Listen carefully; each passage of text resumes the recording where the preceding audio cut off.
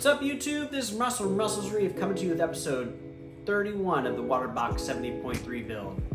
In this episode, I'm just going to update you on what's been going on with my tank. It's been about a year or two since my last video, so I know a couple of you guys were curious about what's going on.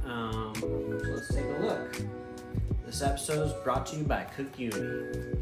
CookUnity. It's pretty good. If you use my referral code, I'll get $50, you'll get $50, everyone will be happy. Let's take a look. So a lot's probably changed since the last time I posted. As you can see, that toadstool kind of took over the bottom right portion of the tank. Usually on the left side there is a Goniopora taking up about that same amount of real estate, but closed up right now. I think it's because the peppermint shrimp's been nibbling at it at night. But yeah, the tank has gone through a couple of crashes, which were both my fault. The first crash was when I added some food grade glycerin to my MP10s. I did that because they were making a lot of noise, so I read that that's a fine lubrication to use on the MP10s. Turned out it was not. It killed all of my snails, which in turn caused like a mini crash. Lost a little bit of SPS, etc. So would not recommend using that. Lesson learned. Second little crash was when my doser ran out of alkalinity. I lost chalice when that happened, and the tank kind of just went a little south, but everything's pretty much recovered now. So right now what we're dealing with is just a lot of hair algae. The tank hasn't had a skimmer in the last, I would say, 3 years. So there's not really any nutrient export aside from just the coral uptake and probably a monthly water change. But as you can see, it's not doing so bad. Everything looks good. There is probably a lot more algae than some people are used to, especially on YouTube, but it doesn't really bother me. Picked up a couple of emerald crabs, so hopefully they'll start taking care of that. I just kind of wanted to go over some of the changes to the tank. Main change for me that really added to my experience of keeping the tank was I took the lid off.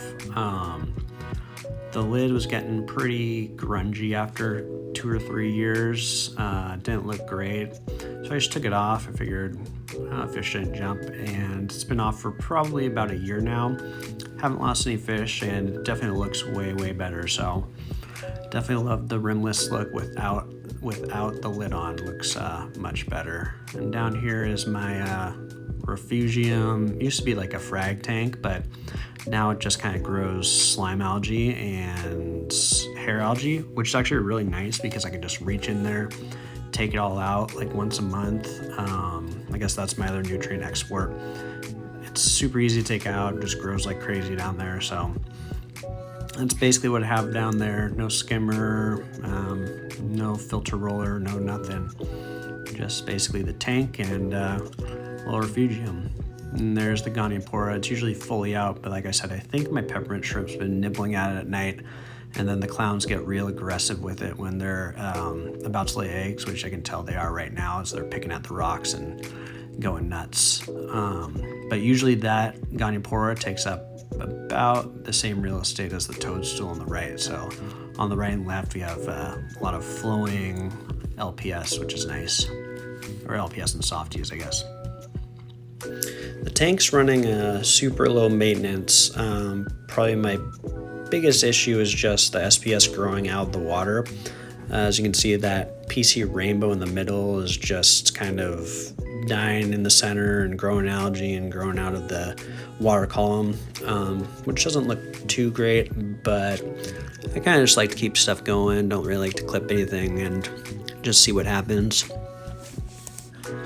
As far as testing and maintenance, I have to be honest, I have not tested anything in this tank in no parameters for probably the last year or so.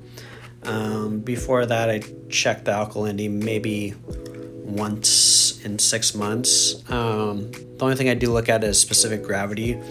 As far as the calcium and alkalinity on this tank, I find as long as I have it steadily dosing, what it amounts to, I don't know how much it is, probably, I would say 20 milliliters of each a day.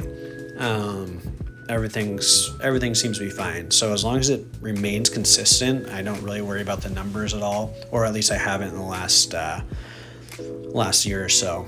That being said, when the alkalinity ran dry, there were noticeable issues within probably it being dry for a day or two. So if that dosing stops, then the tank will for sure crash. But as long as it's dosing consistently, I don't feel like I need to really check the calcium and alkalinity anymore.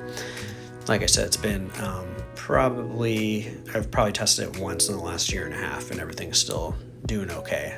And that's one of the advantages of having a very old established system. Not much maintenance, everything's pretty stable as long as I don't mess with anything.